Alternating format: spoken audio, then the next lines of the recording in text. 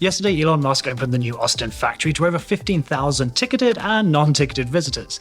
The mammoth structure opened its doors to share its secrets with Tesla fans from around the world. Guests were able to see the new 4680 Model Y production line in its full glory, from the three-part casting construction to rows of little robots holding doors waiting to be met by a chassis to relieve them of their load.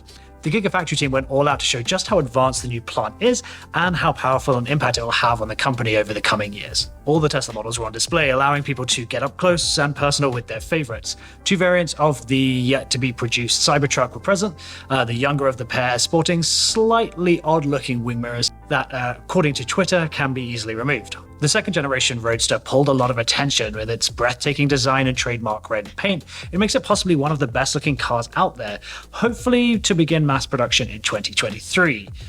Elon time. More on that shortly. As darkness fell, the factory was lit in an array of colors, making it look somewhat fantastical in a way only Tesla really does. Making full use of the darkness, the main show started with around a 10-minute drone ballet out front.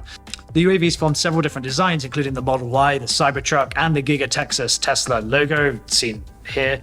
And of course, Doge made a special appearance. These drone shows are always impressive to me, and it seemed to get the people both in person and on Twitter fired up for the keynote. The keynote. Two things to remember here. This was a factory opening and it's Elon Musk. So the visual effects, production quality, and seamless transitions of, say, an Apple keynote or a WWDC event are really nowhere to be seen.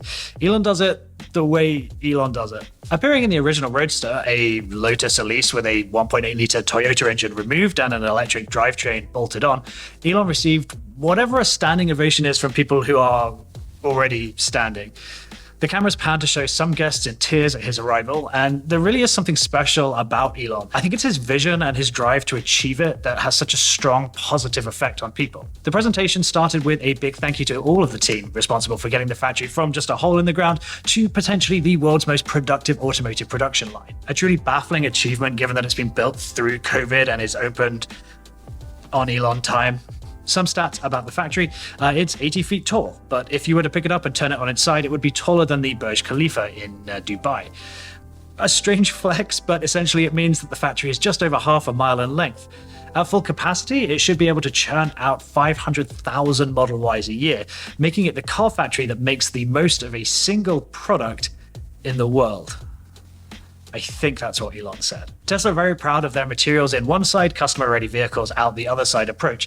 This allows them to orchestrate wildly complicated logistics operations in a simplified, more organized fashion than, say, Fremont allows. The factory is damn impressive, but what else did we learn about the upcoming changes to the product line? Well, in all honesty, not a great deal. We did get confirmation that Giga Austin has a functional 4680 production line. All the footage you see here is from this factory. And that those batteries are used in the first customer deliveries.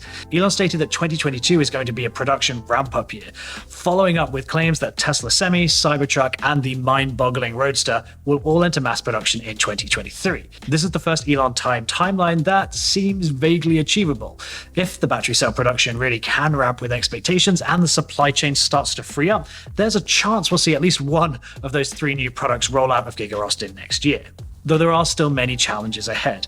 It only takes a quick look at photos of the Cybertruck to see their display model was not all that well refined, with panel gaps enough to really make you weep. That said, if any team can pull this off, it's the amazing people that work for Tesla. Now, sadly, that really was all the news that Elon confirmed.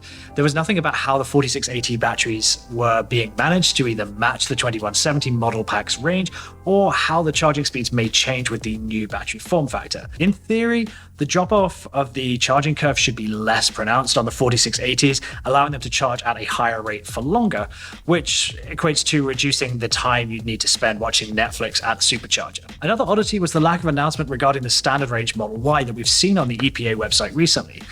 That comes despite the fact that multiple attendees posted videos and images of standard range Model Ys present during the event. We've got to assume that this will be announced in the immediate future.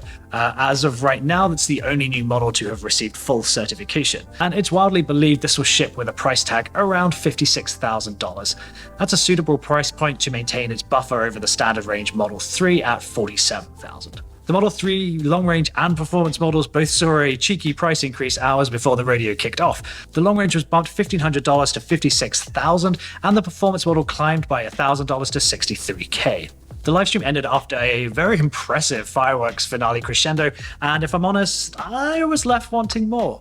I'd have loved to have seen more details about the reworked Cybertruck, heard more about any upgrades that the Roadster is getting, and they even could have gone over the total order book numbers for the Semi. It felt, as per all Tesla events, that the in-person experience really didn't translate to the remote audience. I guess the goal is to be at the next one to know for sure. In other Tesla news, Giga Shanghai is at the other end of the spectrum to Austin. The factory has now been closed since March 28th due to the Chinese government's zero-COVID policy. At 2,000 vehicles produced per day, this closure is bound to really impact the quarterly numbers.